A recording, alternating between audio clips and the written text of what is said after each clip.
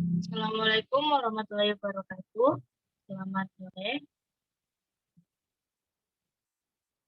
Sore. Waalaikumsalam warahmatullahi wabarakatuh. Saya Nadia Apriliani dengan NPM 2018-22-2010. Saya akan mempresentasikan hasil kerja tugas saya di mata kuliah seminar yang berjudul Evaluasi Saluran Jaringan Irigasi Rawa, Studi Kasus Daerah Rawa Semangga, Kabupaten Merauke.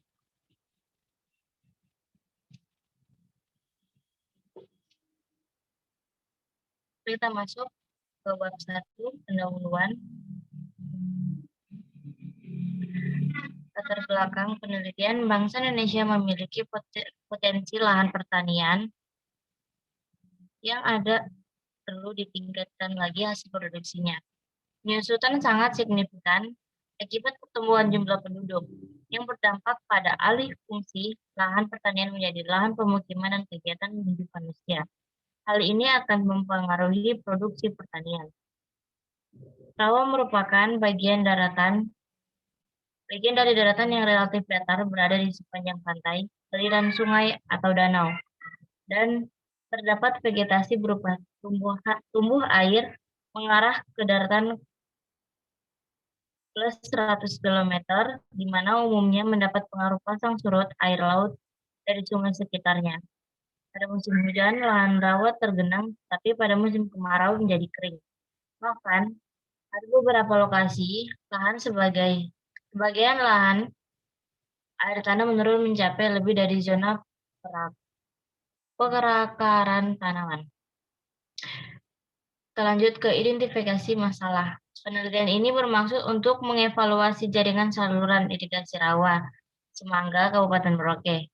Adapun tujuan dari penelitian ini untuk mengetahui kondisi dan keadaan irigasi rawa Semangga, Kabupaten Merauke. Berikut rumusan masalah. Permasalahan yang dibahas dalam penelitian ini adalah 1. Berapa besar ketersediaan air pada kondisi normal di saluran sekunder jaringan irigasi rawa Semangga. 2. Bagaimana tingkat efisiensi dan efektivitas saluran sekunder dan pada jaringan irigasi rawa Semangga. Kemudian ada batasan masalah. Pada penulisan proposal ini, penulis menganalisis kinerja jaringan irigasi rawa Semangga terbatas untuk di saluran sekunder rawa Semangga dan area yang dialiri serta efisiensi dan efektivitas saluran sekunder rawa Semangga. Selanjut ke bab 2 adalah landasan teori dan penjawaban. Pertama, landasan teori hidrologi. Hidrologi adalah suatu ilmu tentang kehadiran dan gerakan air di alam pada prinsipnya. Pada jumlah air di dalam ini tetap dan mengikuti suatu aliran yang dinamakan siklus hidrologi. Siklus hidrologi adalah suatu proses yang berkaitan di mana air diangkut dari lautan ke atmosfer atau udara, ke daratan dan kembali lagi ke laut. Berikut ada gambar siklus hidrologi. Kita lanjut mengenai irigasi. Irigasi secara umum didefinisikan sebagai penggunaan air pada tanah untuk keperluan penyediaan cairan yang dibutuhkan untuk pertumbuhan tanaman.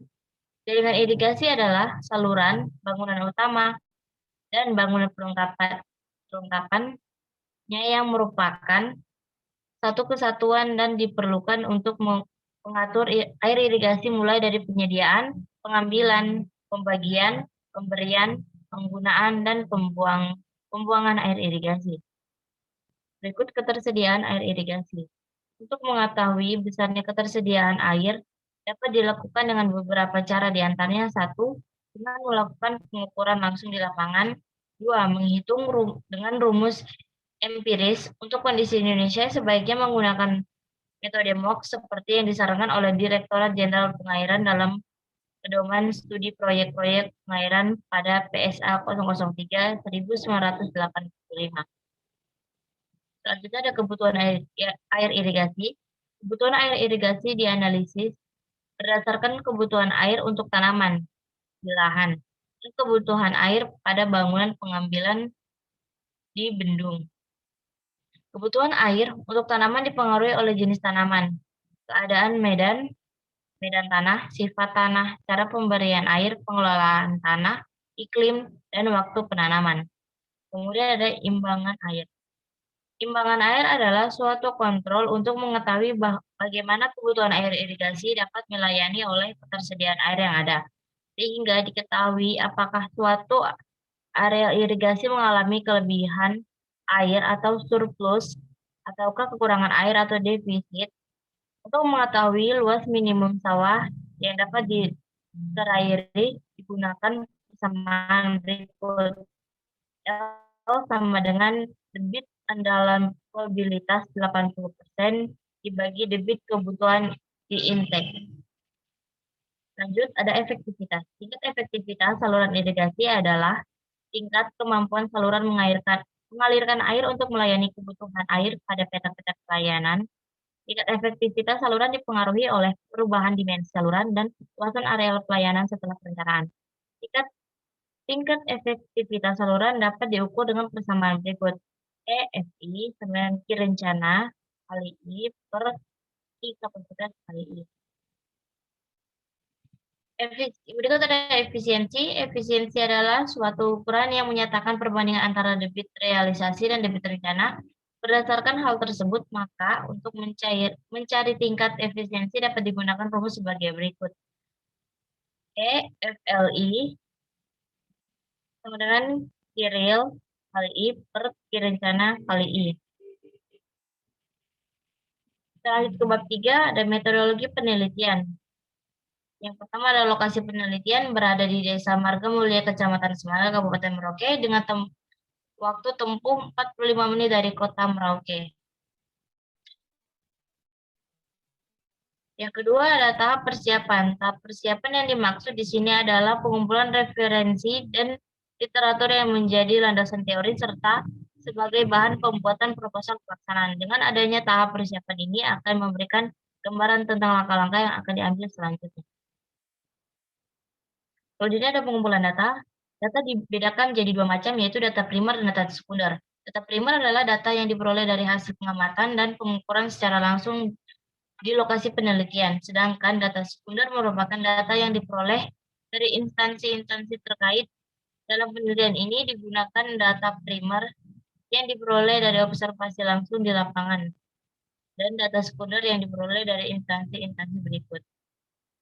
Sekian presentasi dari saya.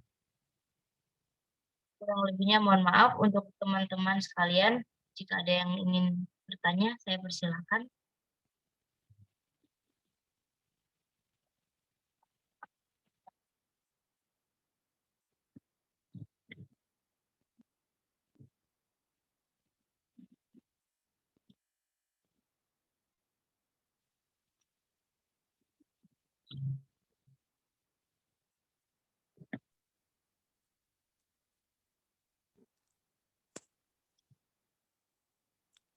Baik, selamat sore. Perkenalkan, nama saya Farul, NPM 2018.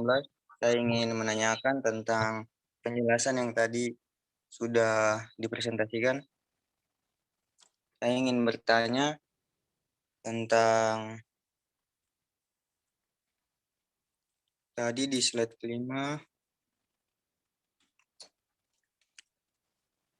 Coba jelaskan bagaimana cara kerja metode MOOC yang disarankan oleh Direktorat Jenderal Pengairan.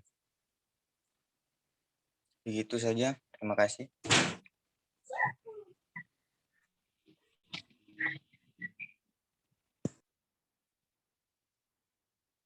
Baik, terima kasih pertanyaan yang diberikan. Saya akan menjawabnya.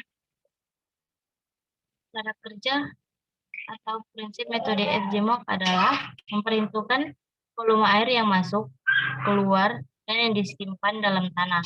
Air yang masuk adalah hujan, air keluar seperti infiltrasi, perkolasi, dan evapotranspirasi. Sedangkan air yang disimpan dalam tanah adalah air tanah.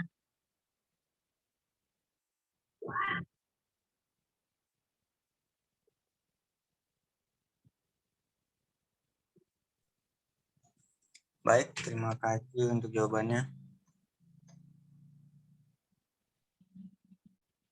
Baik, jika tidak ada lagi yang ingin bertanya, saya tutup sampai di sini. Assalamualaikum warahmatullahi wabarakatuh. Waalaikumsalam warahmatullahi wabarakatuh.